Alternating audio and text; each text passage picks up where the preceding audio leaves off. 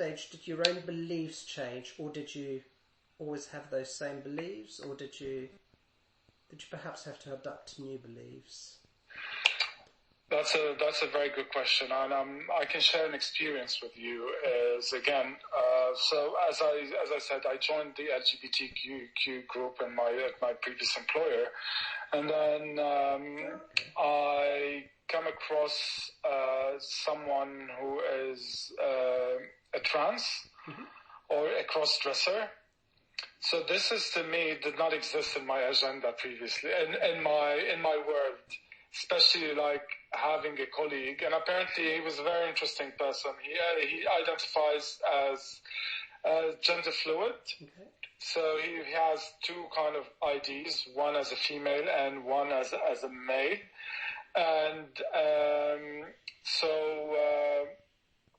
he would come to the office one day dressed as man, and the next day he would be dressed as a woman. Mm-hmm. So this is something completely out of to me this was completely new. I never thought that I would accept this as a colleague or something within my circuit. The other thing is, it turned out to be, used to be a straight man, married with kids, and used to be a football coach. Again, that's in terms of my set of beliefs. I always associate these type of individuals with I never thought they'd be like football players. Never thought they would have had kids or like in a straight marriages. So it had to kind of alter my belief and my mindset on these type of individuals, and made me accept it and made me more tolerant and open about it. And I had to adjust and I had to adapt, and I accepted. So I don't know if this answers your question. It does, very, very much. And so you've talked about a change in belief. Were you ever able to share that with someone from your family, for instance? Unfortunately not. Okay. Yeah. Were you ever able to share that with any of your friends from your Middle Eastern friends? The ones that identify as gay, absolutely. But the other ones not, yeah. Okay. So you still had to disguise that side? Unfortunately, okay. Yes. So you didn't do that, and you didn't communicate the change to friends in your own country, and you weren't able to explain the changes to them. Can I ask you, why not? Because on a personal reason, mainly to do with me not being comfortable in coming out to my straight Middle Eastern friends. Okay. So if you told them, for instance, that I work in a company, and guess what, this guy came in and he's a cross-dresser, and and I was scared to begin with, but I was whatever to begin with, and then I thought, what, it's all right. Do you think that they might out? No, in that context, Mark, I did share it with a few friends. Right. Okay. Yeah, but I did not discuss in a sense that. Yeah, but it was. I've separated it from the fact of me being gay. Right. Okay. But you discussed it with friends in the context of, this is what happens at work. Absolutely. Yeah, I've shared it with a few reaction? friends. That's a good question. The reason I shared and I was comfortable to share is kind of, I was anticipating their reaction in a sense that, because I know they're individuals who are relatively open-minded and progressive, and I know they would it's something that they would accept, and they wouldn't even question why I'm discussing this or I'm associated with the individuals. Okay. Okay. Let's talk about you feeling that you belong. How important is it for you to feel that you belong? Absolutely. It's very crucial. Yeah. And at the same time, how difficult is it for you to be unique?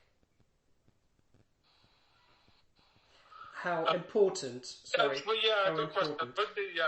Knowing me, it would be would be a bit uncomfortable knowing that I'm unique. Okay. But there is some uniqueness there because you said that, you wanted to come and find yourself. Absolutely. Uniqueness in like our own experiences and our identities. Absolutely. That's the case. Maybe uniqueness from I'm looking at it from a more of a sexuality point of view. Right, okay. And so they're probably not. And then, so if we talked about belongingness, that it's very important to you, you said, and some sort of uniqueness, because you said, I believe that some of it is unique and some of it is not. How do you find a balance? Balance in terms of like uniqueness and belonging. Yeah, because if being unique is at the expense of belonging, or do you put belonging at the expense of being unique? I guess if I'm getting it right, is belonging is where I can be comfortable with my own uniqueness, if I can put it this way. And do you know what? If that's what it is, then yeah. Yeah. That's cool. And regardless of what belonging is, like, I feel I belong to the UK, or more than I feel I belong to my home country now, where I am in my life now. Okay. Yeah. Because it's been some time as well, hasn't it? It's been 8 years. Yeah. So last question. Someone wants to migrate to the UK. What would you say to them? What advice do you have? So a newcomer wants to come, and what would you say to them? Yeah, the main piece of advice is they need to be open to the differences between where they're coming from and here, and they're willing to take this on board and adjust and adapt.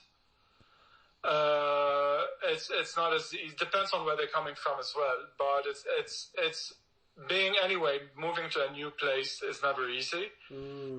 Are willing to adjust, adapt, and integrate. You won't feel like you belong. Okay. And if you don't feel like you're belonging somewhere, that's never because that's where you get kind of you need to feel comfortable. You need to feel settled. Have this feeling. It's very hard to continue. So I say, come with an open mind, willing to adapt, adjust, and accept as it is, and embrace it. Okay, thank you. Well, thank you very much, Omar. That was the last of my questions, and we're just going to switch this thing up.